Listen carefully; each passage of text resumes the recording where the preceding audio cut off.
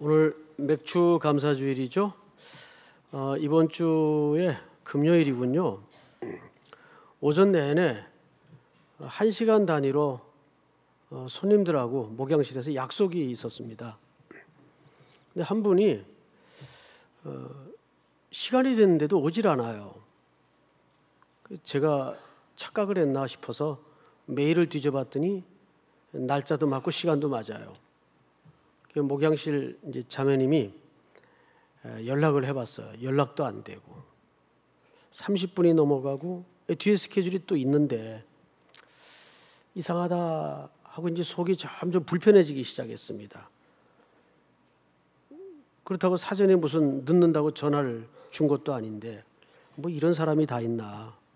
바쁠 때는 정말 30분 단위로 사람을 만나야 되는데 이렇게 연락도 안 되고 연락도 주지 않고 대책 없이 늦어버리면 어떡하나. 근데 거의 30분이 훨씬 넘어서 1시간 채 안 되는 즈음에 목양실에 이렇게 들어왔어요. 그게 이제 자매님이 확인 차원에서 몇 시 몇 분에 약속한 분 맞죠? 근데 이분이 그러더래요. 아, 그랬어요? 대수롭지 않게. 그리고 제가 이제 방 안쪽으로 들어와서 이제 털썩 앉았습니다. 이미 기다리는 어간 내에 마음이 불편해지고 유쾌하지 않았죠. 그런 상태에서 대화를 하려니까 대화가 되겠습니까? 그냥 대충 끝내고 차 한 잔 대접해 드리고 한 10분, 20분 채 안 되는 시간에 이제 그만 일어나 나가시라 그랬어요. 제가 또 다음 스케줄이 있기 때문에. 그리고 이제 점심시간이 바로 돼서 교회 지하 1층에 내려가서 교역자들하고 식사를 하는데 제 앞에 강병희 목사님이 앉으셨어요. 이분이 아주 난처한 표정을 하시더니 목사님 어떡하죠? 왜? 이게 참 큰 실수를 했네요. 오는 주일이 맥주 감사 주일인데 지난주 광고도 안 나갔고 여러분들도 오늘 와서 처음 들었죠. 주보에 헌금 봉투 삽지도 안 돼 있고 그랬네요. 그 이야기를 듣는 순간 머리가 하얘지더라고요. 저도. 왜냐하면 저도 잊어버렸거든요. 저도. 강병희도 잊어버리고 송태근이도 잊어버리고 양재원도 잊어버리고 교역자가 수십 명인데 한 사람도 이걸 생각을 못한 거예요. 이 중요한 교회의 어떤 절기인데. 그리고 이제 목양실 올라와서 멍해가지고 앉아있는데 너무 죄송한 거예요. 첫째는 교회에 죄송하고 둘째 하나님 앞에 너무 죄송한 거예요. 절기라는 것은 모헤드라는 말을 쓰는데 이 모헤드라는 말이 무슨 뜻인가 하면 하나님이 정해놓은 시간표란 뜻입니다. 이거 사람이 정한 날짜가 아니에요. 하나님이 우리와 어떤 복을 주기 위해서 약속한 날짜란 말이에요. 그런데 오전에 그 사람끼리의 약속을 어겨도 마음이 힘들고 유쾌하지 않고 불편한데 정작 저는 이 교회적인 중요한 절기의 약속을 갖다가 하얗게 잊어버리고 사람이 약속 깬 것만 기분 나빠하고 앉아 있었더라고요. 그래서 이 자리를 빌어서 여러분들한테 먼저 참 송구하다는 말씀을 드리고 오늘 설교는 송구한 마음으로 진행을 하도록 하겠습니다. 너무 죄송하고요. 자, 우선 맥추절이라는 단어는 오늘 본문 출애굽기 23장에 유일하게 딱 한 군데 나옵니다. 다른 한 군데는 맥추의 절기라는 표현은 있어요. 근데 맥추절이라고 정확히 명시한 데는 오늘 유일하게 출애굽기 23장이 처음이자 마지막입니다. 그러면 우선 이 절기를 맥추절을 지키라 그랬어요. 이 말은 기억하여 매년 행하라 그 뜻이거든요. 자, 우리가 맥주절에 담아진 첫 번째 의미가 아까 말씀드린 것처럼 하나님이 정하신 절기란 말이에요. 레위기 23장에서는 이렇게 표현을 했어요. 한번 본문을 띄워주실까요? 여호와께서 모세에게 말씀하여 이르시되 이스라엘 자손에게 말하여 이르라 이것이 나의 절기들이니. 절기를 유대인의 절기 또는 이스라엘의 절기라고 말하지 않았어요. 절기는 이스라엘의 절기가 아닙니다. 이스라엘이 그것을 지켰을 뿐이지 이스라엘의 절기는 아니에요. 누구의 절기죠? 하나님의 절기예요. 그 뒤에도 이렇게 되어 있죠. 너희가 성회로 공포할 여호와의 뭐죠? 절기들이니라. 그러니까 이 절기는 정확히 그 주체가 하나님 쪽에 있습니다. 하나님의 절기예요. 그래서 예수님과 동시대를 살았던 유명한 유대 역사가 요세푸스 많이 들어보셨을 거예요. 이분이 쓴 기록에 보면 예수님 당시의 예루살렘 인구가 보통 60만으로 봅니다.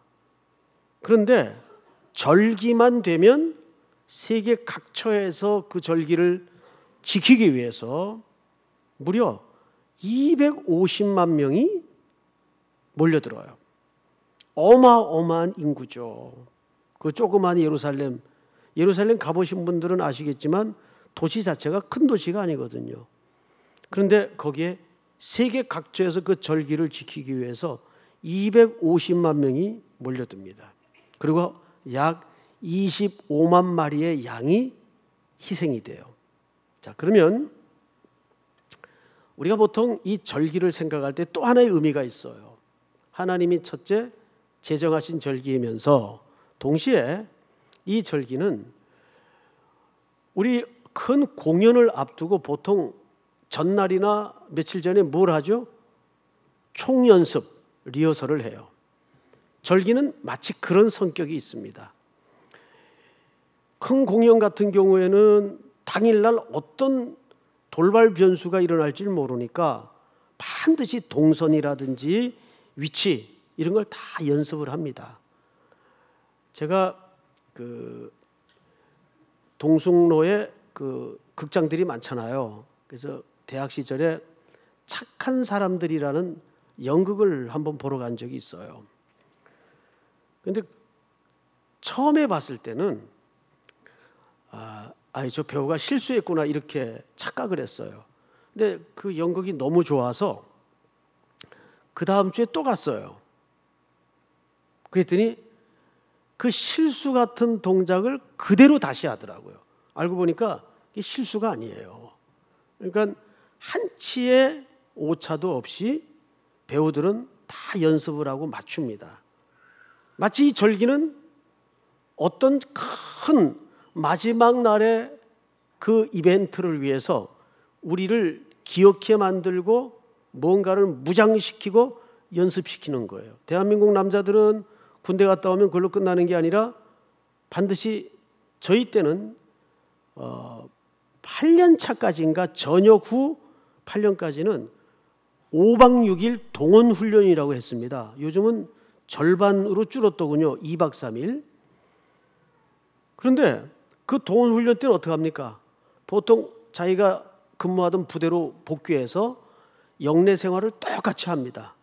그리고 그 군대의 기억을 되살려서 한 주간 동안 압축해서 똑같이 훈련을 받아요. 현역병들과 같이. 그런 일들을 왜 하죠? 어느 날 벌어질지 모를 한 방을 위해서 매년 동원이 되어서 연습하는 겁니다. 그것도 나이가 들면 인방으로 빠지고 오지 말라 그래요. 자, 그런데 여기 또 하나의 의미가 뭐냐면 이 모든 절기를 거의 축제 형식으로 하나님이 제정해 놓으셨어요. 그 이유는 딱 하나입니다. 최종적인 역사적 이벤트는 어린 양 그리스도와 신부인 교회가 결혼을 하는 것으로 완성되기 때문입니다. 결혼만큼 축제적인 날이 어디 있어요? 그날을 기억해 하는 거예요. 미리 맛보게 하는 겁니다. 그런데 여러분들 가운데 결혼하신 분들만 대답해 보세요. 혹시 자기 결혼 날짜 잊어버려 가지고 못 가신 분 계신가요? 혹 교통편 때문에 늦는 경우는 가끔 있더라고요. 그런데 결혼 날짜를 잊어버리는 분은 없어요. 아무리 건망증이 심해도 그날은 어떻게 있습니까? 하나하나를 세어가면서 그날을 기다리는 거죠. 그래서 모든 절기는 축제 형식으로 명령을 했습니다. 그래서 맥추절을 지키라 이렇게 돼 있어요. 자, 지금부터 맥추절을 설명하기 위해서 이 절기의 계보를 잠깐 간단하게 설명을 할 테니까 잘 들으시기 바랍니다. 이스라엘의 모든 절기는 6월절부터 시작을 합니다. 무조건 6월절이 전제되지 않는 절기는 없어요. 그러면 6월절은 어떻게 생성된 절기인가? 아시는 대로 히브리 노예들이 400여 년 동안 애굽에 종살이를 했죠. 그들을 구원하기 위해서 모세를 세웠지만 바로가 완고해서 듣지 않아요. 수많은 재앙을 경험케 해도 그 완고함을 꺾지 않습니다. 그러니까 마지막 최종적 재앙을 하나님이 계획하셨는데 애굽의 첫 것을 다 죽이는 장자의 죽음의 재앙을 계획하셨습니다. 이때 옵션을 하나 걸죠. 단 애굽 땅에 사는 모든 히브리 노예들의 가정은 이 장자의 죽음을 면하기 위해서 집집마다 양을 잡아라. 그리고 그 양의 흘린 피가 문방 인설주에 발라진 히브리인들의 집만은 그 장자의 죽음의 심판이 지나갈 것이다 해서 모든 장자가 죽던 날 밤 히브리인들의 가정만은 그 심판이 지나갑니다. 그래서 영어로 패스오버 그러죠. 또 한자 말로는 6월 넘어간다 그 말이. 뭐가? 심판이, 저주가 어린 양의 피 흘린 대가로 지나가는 거예요. 그날이 이스라엘 백성들의 새로운 연호의 출발이 됩니다. 그래서 그날이 14일이에요. 그래서 1월 14일로 치는 겁니다. 그날을 보통 우리는 6월절이라고 해요. 그리고 이 6월절은 모든 절기의 기초인데 6월절 다음 날부터 그러면 1월 며칠이 됩니까? 15일이 되죠. 한 주간 동안은 뭘 하냐 하면 누룩이 들어가지 않는 떡을 먹어요. 무교병을 먹습니다. 이 병자는 떡병자죠. 이걸 일주일 동안 먹어요. 왜 누룩이 들어가지 않는 떡일까요?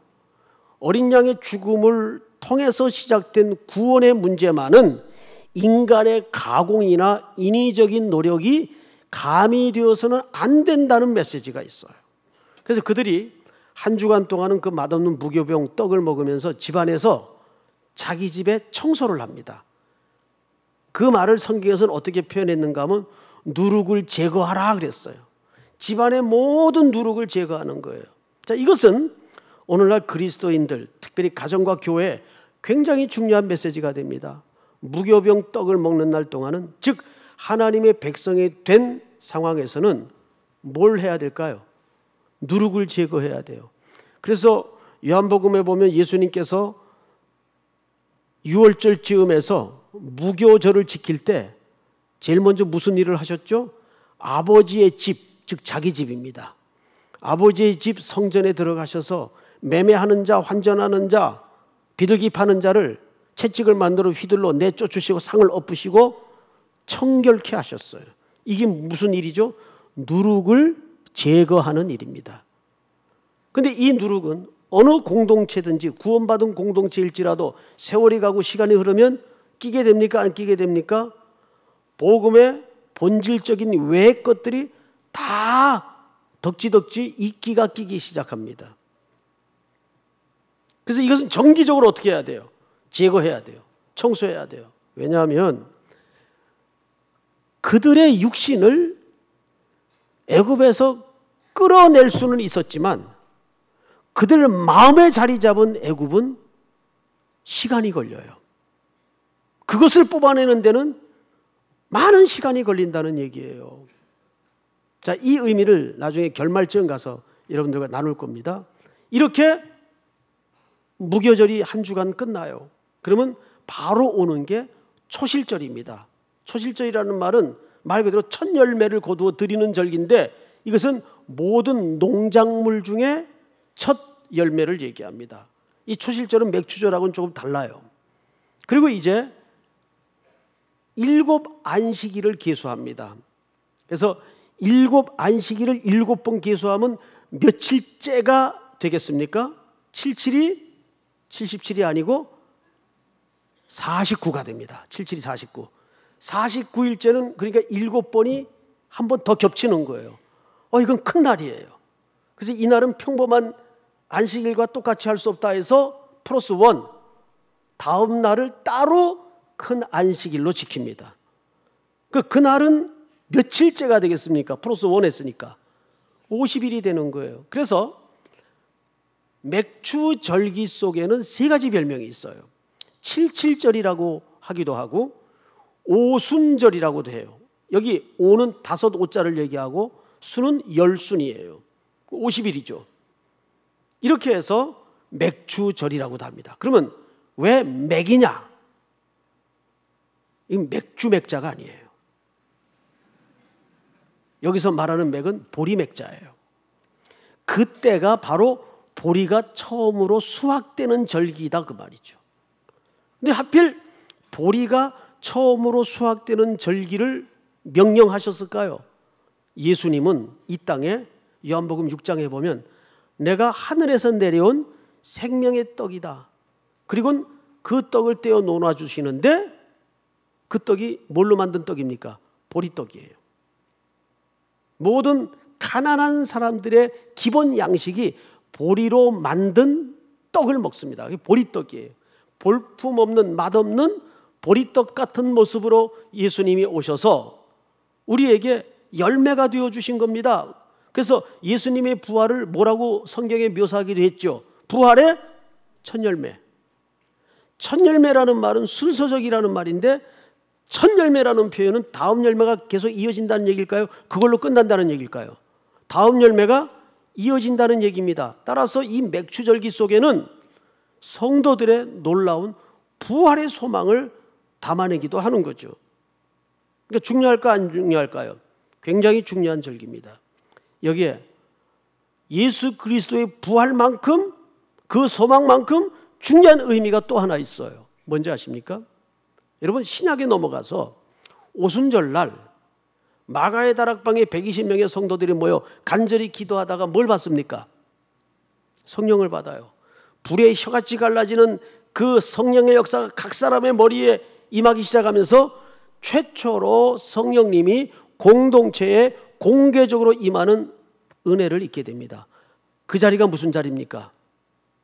그 자리가 이 땅에 그리스도의 신부인 교회가 탄생하는 자리예요. 따라서 오순절은 맥주절은 오늘날 교회에 뭐가 되는 거죠? 생일날이 되는 겁니다. 3일교회 생일이 아니라 이 땅의 모든 교회의 생일날이 되는 거예요. 중요할까요? 안 중요할까요? 중요하죠. 오순절날 성령의 충만함을 입고 성령을 받아 사도들이 하나님이 그들에게 이미 주신 말씀을 나아가서 설교하고 예수 그리스도의 십자가와 고난과 죽음과 부활을 그리스도의 주되심을 선포하기 시작하자 몇 명이 회개하여 돌아옵니까? 3,000명. 3,000명이 회개하여 돌아옵니다. 그런데 이 비슷한 그림이 구약으로 넘어가서 어디서 발생하냐 하면 유월절 어린 양의 죽음의 밤을 지나 구원받은 히브리 노예들이 모세를 선두로 홍해를 건너 제일 먼저 도착한 데가 시내산 기슭입니다. 여기까지가 정확히 며칠 길인가 하면 50일입니다. 50일째 되는 날 시내산에 도착을 해서 무슨 일을 경험하는가 보십시다. 출애굽기 19장 띄워주세요. 셋째 날 아침에 우레와 번개가 빽빽한 구름이 산 위에 있고 나팔 소리가 매우 크게 들리니 진중에 있는 모든 백성이 다 떨더라. 모세가 하나님을 맞으려고 백성을 거느리고 진에서 나오매 그들이 산기슭에 서 있는데, 다 같이 시작. 시내산에 연기가 자욱하니 여호와께서 불 가운데서 거기 강림하심이라. 그 연기가 온기가마 연기같이 떠오르고 온 산이 크게 진동하며. 그들이 최초로 불 가운데 임재하시는 하나님의 임재를 경험해요. 얼마나 놀라운 현장이겠습니까? 그런데 하나님이 어디 가운데 임재하세요? 불 가운데. 오순절 마가의 다락방이 성령이 임할 때 어떤 모습으로 현현하셨습니까? 불같은 역사로.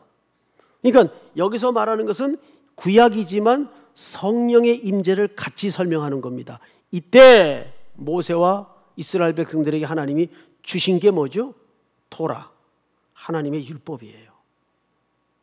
근데 모세가 그 율법을 산 꼭대기에 올라가서 하나님과 대면하여 받을 때 이스라엘 백성들은 산 밑에서 산기슭에서 무슨 짓 하고 있었어요? 금송아지 만들어 놓고 띵까띵까 춤을 추고 먹고 마시고 돌면서 우상 숭배에 빠져 있었어요. 레위 지파를 통해서 하나님이 심판하시는데 몇 명이 처단이 됩니까? 3,000명. 정확하게 3,000명이 죽습니다. 신약의 오순절 사건과 이 시내산의 이 사건이 우연의 일치일까요, 여러분? 아닙니다. 모세가 받은 율법 앞에서 모든 인생은 3,000명에 대표하는 것처럼 죽을 수밖에 없는 인생이었어요. 그러나 그 역사의 한복판에 예수 그리스도께서 이 땅에 오셔서 십자가 위에 그럴기 까닭에 대속의 제물로 어린 양으로 죽어주셔서 신약의 오순절은 교회의 탄생과 함께 사도들의 선포되는 말씀을 통해서 몇 명이 살아납니까? 3,000명이 살아나요. 아버지의 품으로 돌아오는 겁니다. 이것이 오순절에 있었던 맥추절 속에 담아진 하나님의 시대를 향한 중요한 구원의 선포요 메시지입니다. 여러분, 그리고 나서 우리는 여기 또 하나, 오늘 본문을 보면 출애굽기 23장을 보세요. 이렇게 되어 있습니다. 23장 제가 읽습니다. 맥추절을 지키라. 이는 네가 수고하여 밭에 뿌린 것의 첫 열매를 거두미니라. 앞을 보실까요? 여기 두 가지를 기억하십시오. 네가 수고하여, 또 밭에 뿌린 것의 첫 열매를 거두미니라. 이렇게 되어 있어요. 자, 여러분, 이 모든 절기는 광야에서 선포되었어요. 그런데 이것을 지키는 것은 어디로 명령하셨습니까? 가나안 땅에 들어가거든입니다. 그러면 이들이 수고하여 땀을 흘리고 씨를 뿌려 열매를 거두는 현장은 광야입니까? 가나안입니까? 가나안입니다. 가나안이죠? 자, 우리 한번 보십시다. 여호수아서 5장을 띄워주세요. 본문을 좀 봐야 돼요. 또 이스라엘 자손들이 길가에 진쳤고 들어갔죠. 그달 14일 저녁에는 여리고 평지에서 드디어 뭘 지킵니까? 유월절을 지켜요. 가나안 땅에 들어가서 처음으로 지키는 유월절이에요. 그 다음 절, 유월절 이튿날에 그 땅에 소산을 먹되 그날에 무교병과 볶은 곡식을 먹었더라. 아까 설명한 그대로죠. 다음 절 마지막 같이 읽습니다. 시작. 또 그 땅의 소산물을 먹은 다음 날에 만나가 그쳤으니 이스라엘 사람들이 다시는 만나를 얻지 못하였고 그 해에 가나안 땅의 소출을 먹었더라. 12절을 잘 보세요. 그들이 그 땅의 소산물을 먹는 다음 날부터 당장 나타난 특이한 현상 하나가 매일 안식일 외에는 내리던 만나가 중단이 됩니다. 아니, 끝납니다. 그리고 다시는 그 만나의 기적과 경험을 이스라엘은 경험하지 못합니다. 자, 그러면 여기에서 제가 한 두 가지 질문을 좀 여러분들한테 드릴 테니까 생각하면서 스스로 답을 한번 만들어 가져보시기 바랍니다. 매일 하늘에서 만나가 내리는 기적을 경험하면서 만나를 먹는 게 좋아요? 아니면 수고하여 밭 갈아서 거둔 곡식물을 자기가 거두어 먹는 게 좋아요? 어느 게 복일까요? 어느 게 복일 것 같아요? 만나. 그렇게 대답할 수 있어요. 만나가 훨씬 확실해 보이거든요. 그러려면 광야로 다시 나가야 돼요. 무슨 소리인지 알겠어요? 그러려면 광야로 다시 나가야 돼요. 우린 지금 그쪽을 훨씬 많이 저분이 솔직히 얘기하신 거예요. 이왕이면 만나의 기적이 오늘도 있었으면 좋겠어요.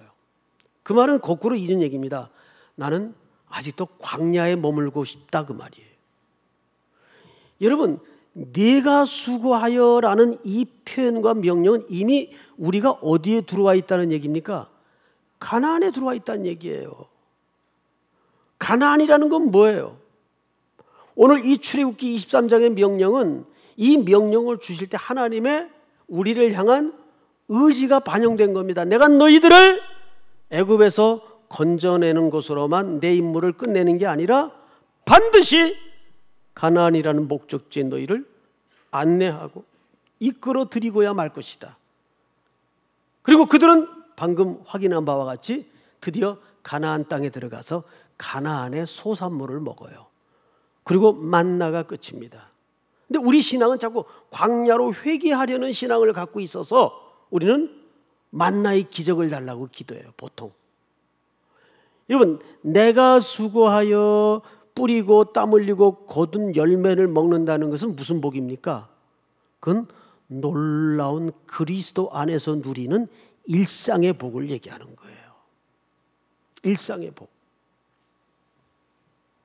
학교를 매일 정상적으로 출석하는 친구들은 학교 다니는 것 자체에 감격이 별로 없죠. 그게 맞아요. 매일 학교 가는 게 감격인 사람은 어떤 사람들일까요? 장기 결석하다가 오랜만에 가거나 저처럼 고등학교 중퇴했다가 복학하던 날 그 감격, 이거는 잘리거나 자퇴해보지 않으면 경험할 수 없는 감격이에요. 다시 그 푸른 교복을 입고 회색 바지에 신발을 신고 가방을 들고 모자를 쓰고 친구들이 기다리는 학교로 복귀를 하는 그 감격스러운 날 아침, 그 기분을 아세요?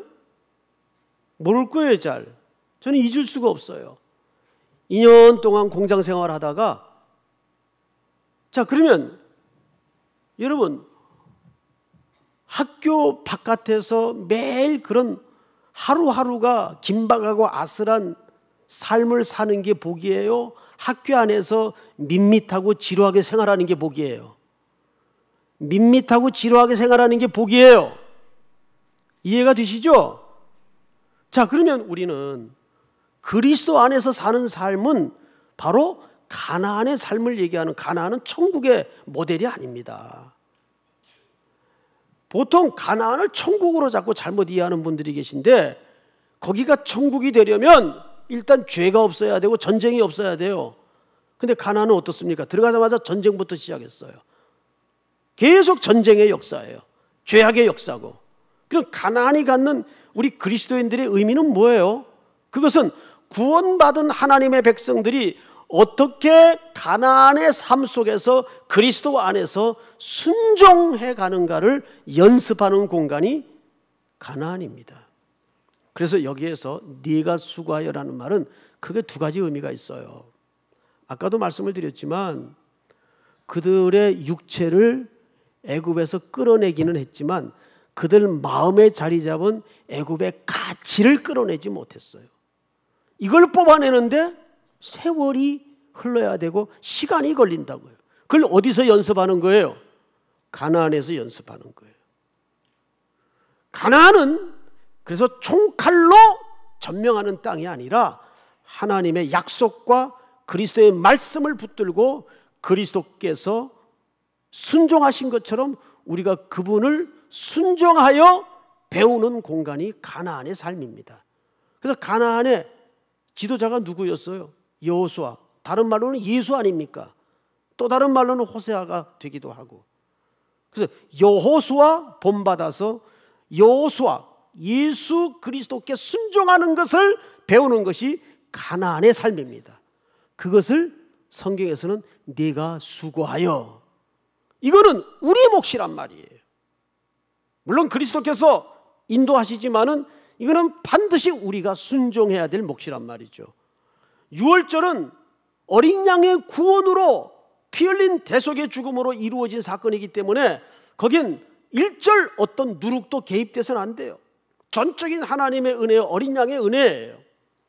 자, 그런데 이 네가 수고하여라는 말 속에 담아진 이 시대의 교회가 들어야 될 중요한 결론적 메시지가 또 하나 있습니다. 우리 신명기 16장을 띄워주세요. 7줄을 셀지니 곡식에 낫을 대는 첫날부터 7줄을 세어 네 하나님 여호와의 앞에 7.7절을 지키되 네 하나님 여호와께서 네게 복을 주신 대로 네 힘을 헤아려 자원하는 예물을 드리고, 다 같이 시작. 너와 내 자녀와 노비와 내 성중에 있는 레위인과 및 너희 중에 있는 객과 고아와 과부가 함께 내 하나님 여호와께서 자기의 이름을 두시려고 택하신 곳에서 내 하나님 여호와 앞에서 즐거워할지니라. 객과 고아와 과부와 함께, 그리고 결론은 즐거워하라 그 말이에요. 자, 우리 기독교인들도 구제를 하죠. 또 여타 종교에도 구제가 있습니다. 그들의 구제와 우리의 구제는 기본 기초 자체가 틀려요. 여타 종교에서는 휴머니즘 차원에서, 윤리 차원에서, 도덕적 차원에서 구제를 할 수가 있습니다. 그러나 우리의 구제는 그런 차원이 아닙니다. 왜 객, 고아, 과부가 등장할까요? 이 세 종류의 인생의 공통분모는 두 가지가 있습니다. 하나는 이 땅에 아무 기반이 없어요. 둘째는 이분들은 누군가 도움 없이는 존립이 불가능한 사람들이에요. 근데 그 자리에 누가 있었어요? 우리가 있었어요. 우리가 그리스도의 구원 없이는 이 땅에 존립이 불가능했던 인성들입니다. 그래서 기독교가 구제를 한다는 것은 휴머니즘적 차원이 아니라 그 자리에 제가 있었습니다. 구제를 함으로써 메시지화하는 거예요. 동시에 그들에게 똑같이 객과 고아와 과부들에게 구제를 하고 함께 즐거워함으로써 여기에는 선교적 명령의 확대가 있는 겁니다. 어제도 우리 레바논 팀이 도착해서 이제 선교 사역을 하고 있습니다. 얼마나 험한 데입니까? 먼 데입니까? 왜 우리가 여름, 겨울 두 달, 넉 달을 그 많은 재정을 퍼부어 가면서 이 명령을 순종해야 됩니까? 그 땅끝에 아직도 이 존립 기반이 없는, 누군가의 도움 없이는 복음을 들을 수도 없고 살아갈 수도 없는 사람들이 많기 때문입니다. 그들을 성경에서는 세 가지로 소개했어요. 객, 고아, 과부. 영적인 차원에서, 육적인 차원에서 교회가 그들에게 구제하고 그들과 함께 즐거워야 되는 이 일은 사실상 선교적 명령을 하나님이 이 맥추절기 속에 담고 있는 겁니다. 그대들이 얻은 이 구원의 감격이 그대들에게만 머물러서는 안 된다. 아직도 이 복음을 듣지 못하고 깨닫지 못하고 알지 못하는 땅끝에 고아가 있고 과부가 있고 나그네가 있는데 그들에게 우리는 오늘도 걸음을 쉬지 않고 순종해야 된다는 얘기를 그렇게 하는 겁니다. 다시 한번 이 도심의 교회들이 잊혀져 가고 있는 이 맥주절기의 정신을, 의미를, 메시지를 다시 한번 회복해서 우리 삼일교회도 주님 오시는 그 최종적인 이벤트의 날까지 맥주절을 붙들고 다시 한번 이 속에 담아진 하나님의 마음을 찾아 순종할 수 있는 저와 여러분들이 될 수 있기를 축복합니다. 다 일어나십시다. 우리 오늘 눈물로 한 알의 씨앗을 심는다.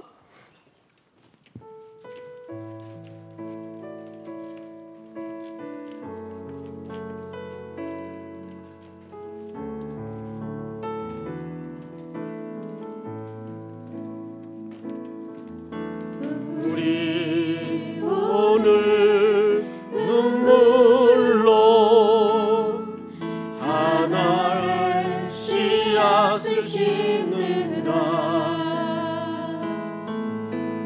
꿈꿀 수 없어 무너진 가슴에 저들의 푸른 끝 다시 돋아나도록 우리 함께 땀 흘려 소망의 길을 만듭시다. 내일로 가는 길을 찾지 못했던,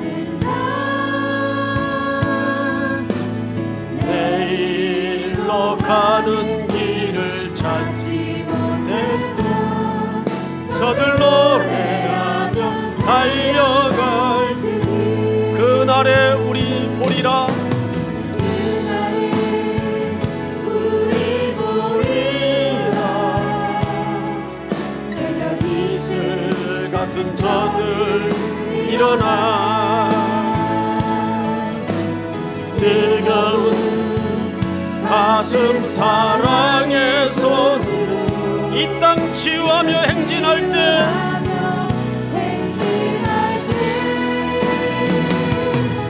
오래 황폐하였던 이 땅 어디서나 순결한 꽃들 피어나고 그른 의의 나무가 가득한 세상 우리 함께 오래 황폐하였던 이 땅 어디서나 황폐하였던 이 땅 어디서나 순결한 꽃들이 피어나고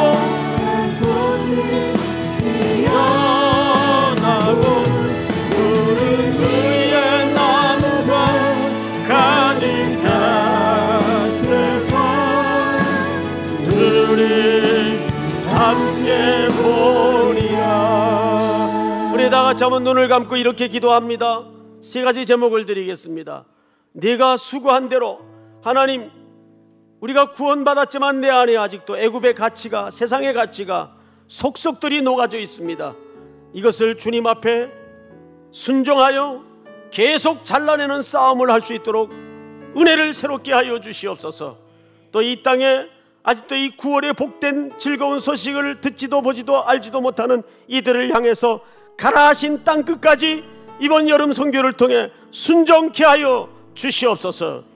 우리 두 가지를 놓고 또 한 가지는 레바논에 가 있는 시작된 이 선교의 모든 여정과 일정을 놓고 주여 한번 부른 다음에 통성으로 기도합니다. 주여!